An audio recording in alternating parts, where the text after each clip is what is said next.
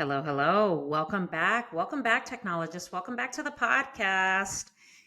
Super excited to be talking to you guys today. I am just excited that I am going to have more time to devote to this podcast and devote to all the good things CT wise. So, summertime is great because I'm able to focus more and not running around with school meetings, parent teacher conference and all that stuff. So this is good because it gives me more time so I can share more knowledge with you guys and just give you some good shit. Okay. Yes, that's what it's all about. So I know I haven't done any of the typical series that I do once a month or every other month. So if you're new here, I typically do what I call CT trauma stories or CT scan stories. So it is a segment that I do where I share the most memorable trauma or CT scan stories that I have collected over the years as a CT technologist, which I'm pretty sure everybody has a story when it comes to CT because it is never a dull moment when it comes to CT. Like, shit is always exciting. And especially if you work at a level 1 trauma hospital like I do, shit is off the chain. Okay.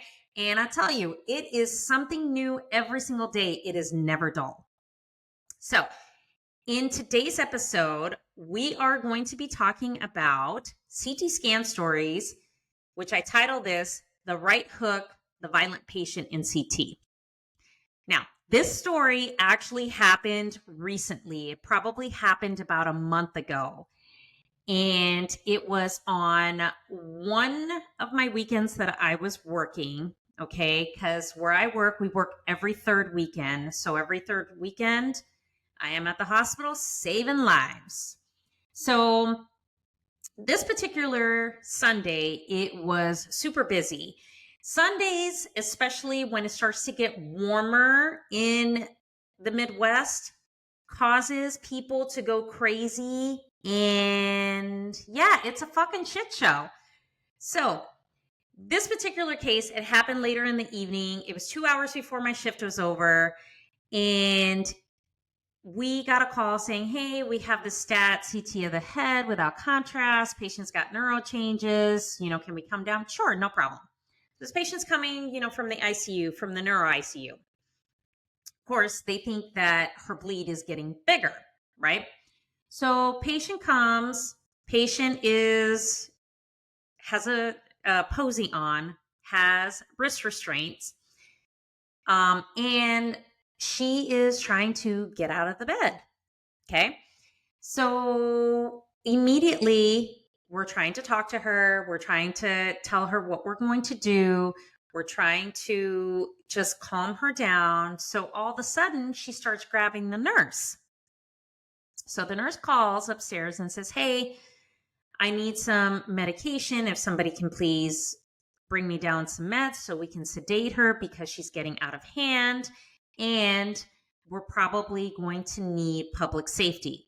So in the trauma hospital that I work at, we have, it's like security, but it's public safety officers where they are like a level under police officers, in the state of Illinois, because they do carry guns and tasers and body cams. So she had to call them because all of a sudden the patient was getting very agitated and the patient started cursing. So as I'm trying to calm her down to try to say, okay, we're just trying to help you, can you tell me where you are? Do you know where you are? What is your name? And she starts cussing at me. And of course, I've been through this business a long time, and patients will say some random ass shit, and we just let it roll off our back. Okay, patient can call you a bitch, and they can call you an MF, and you just keep going, right? So of course, I don't pay any mind to this, and I just said, okay, well, ma'am, do you know where you are? Are you familiar? You're in the hospital. You are very sick. Can you tell me what day it is? Well, she says, I don't have to tell you anything. Okay, no, actually, you don't. Okay. And she kept telling me that she needed to go to the store.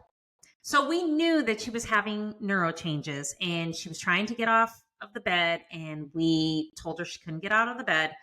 So then she starts grabbing the nurse by the arm. And so the nurse grabs one arm, and then I'm trying to, contain the patient because, let alone, this posy is not working, right?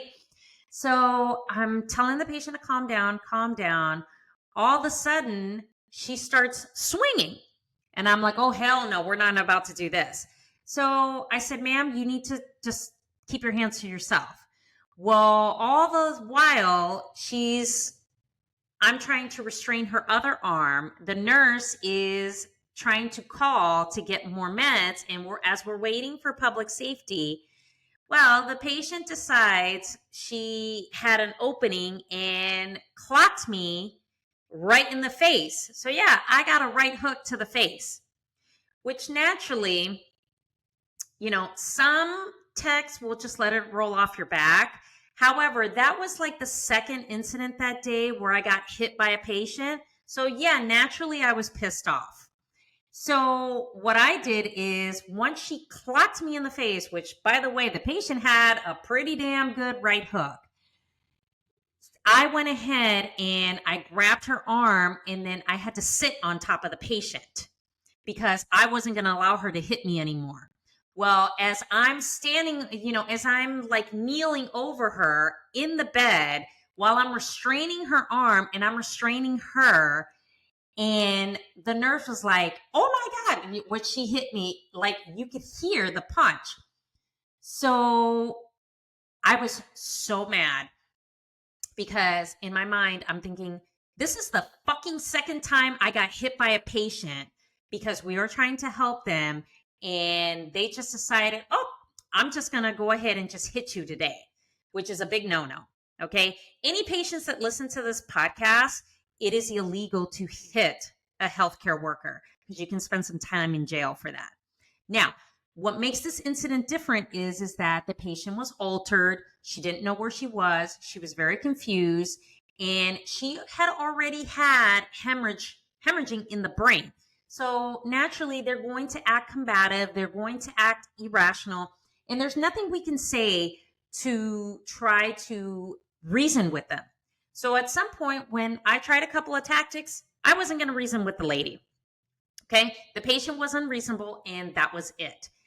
It gave her no right to hit me in the face. So once public safety came and they see me like just kneeling on top of this lady, okay? So like I had both knees on the bed and I am holding her down with both hands. And all of a sudden she's like, okay, I'm not going to hit you anymore. I'm not going to hit you. And I said, ma'am, I go, you're not going to hit me anymore because, you thought you could get away with it. You're not going to get away with it ever again. And naturally, I was really upset. And it would upset anybody because you don't expect to get hit. Like, we're here to help and to, make people feel better, not for patients to commit violence and act violent towards us, which that's an everyday occurrence, regardless if you work at a trauma hospital or not. So they went ahead and sedated her. Well, it didn't help. Then they had to put her in a 4-point restraint. And what ended up happening is they ended up sedating her so I can get her scan. And I had to have pictures of my face taken, and file an incident report and just all this nonsense and all this paperwork. I'm telling you, when you get hit by a patient, or if a patient falls, or if they fall on you, or you get hurt at work, whichever, like the paperwork is fucking ridiculous. And I had to document the incident and the whole thing. It was just a freaking nightmare. What I did really appreciate is when this was all said and done, I mean, my coworker was like, oh my God, like, I can't believe that. Like, she saw the whole thing go down and she could not believe that, the patient like would actually strike me in the face. So she was a little taken back by that. But what I did appreciate is the charge nurse on that unit 24 hours later, because when you do an incident report, like your manager gets it, supervisor, anybody that's, charge or manager on whatever floor the patient came from, she called and she says, please, she says, I don't know who was there, who got hit. She goes, but please just let her know. I apologize. We're taking care of it. And if you need anything, please let me know, which was super helpful. And I really appreciated it. And I come to find out once I, spoke to some of the nurses on that unit when I came back to work 2 days later, that the patient's son was really aggravated about her care, considering that she was all over the place, and decided to sign his mom out AMA to take her somewhere else. So, which, he had power of attorney over her. He can do whatever he likes, whatever his wishes are. And I tell you, that is probably one of the stories that I have. And it's not the first incident that I've been hit by a patient. And I'm pretty sure a lot of you listening have probably had workplace violence where patients think it's okay to, hit, scratch, bite you, punch you. I mean, I've had it all. I've had patients choke me. I've had patients bite me. I had patients pull my hair. I've had patients punch me in the face. I've had patients, do some inappropriate fondling, thinking that they can get away with it. Shit just like this happens. And I don't think people talk about it enough, but things like these do happen. Okay. And it's not okay. So that is my CT scan story for the week. Yeah. Violent ass patients. Now, I know the incident that I had before, it was almost the same, where the patient hit me in front of their family member. And the family member stepped in and was like, oh no. And I said, you know what? We're done here. You guys are going back to the ER. So when this person calms down, they can come back. No. So that was like the first incident that I had before the story I just told you. So naturally, I was already upset because I had already gotten hit once that day. And to get hit a second time, it makes you go from 0 to 100 like real quick. But we never take it out on the patients, because that's never the right thing to do. Yeah, internally we're pissed off because we don't want to get hit by anybody. Like, we're there to help you, and we're there to make sure that you feel better and to find out what's wrong with you. We're not there as your punching bag. Okay? So I hope you enjoyed this series for CT scan stories. And as always, if you want to come on the show and be a guest, there is a link to a form that you can fill out, and I will contact you within 48 to 72 hours to make sure that you're a good fit for the show.